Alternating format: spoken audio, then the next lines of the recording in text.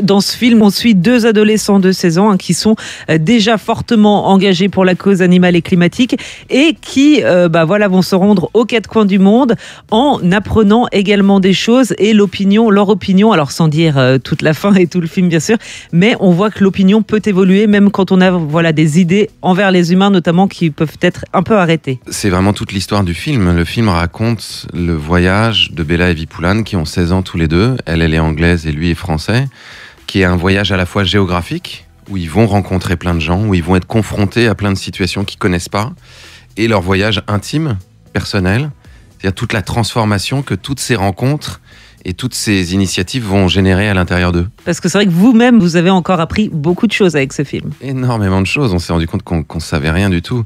Par exemple, on s'est retrouvé avec un spécialiste des abeilles qui s'appelle Nicolas Verreken et qui nous dit, en gros, cette idée de mettre des ruches partout pour sauver les abeilles, c'est totalement absurde.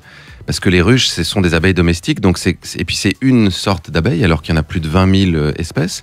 Donc c'est un peu comme si vous disiez, on veut sauver les oiseaux des champs et on va mettre des poulaillers partout. C'est la même chose.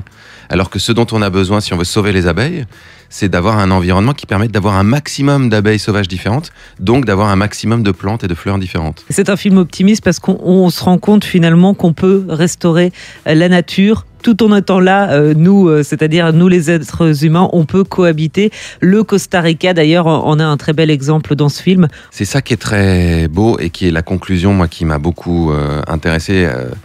Je me posais la question pendant tout le tournage de l'utilité des humains. À quoi on sert ? Est-ce qu'on est là simplement pour tout détruire ou est-ce qu'on peut avoir une utilité ? Et quand on va au Costa Rica ou quand on va au Bec et Loin, on voit bien que non seulement grâce à notre compréhension des écosystèmes, on peut défendre, protéger le vivant, mais on peut aussi l'enrichir. C'est-à-dire qu'au Costa Rica, ils ont réensauvagé 30% de leur territoire. Ils sont passés de 20% de couverts forestiers à 50% en seulement 40 ans.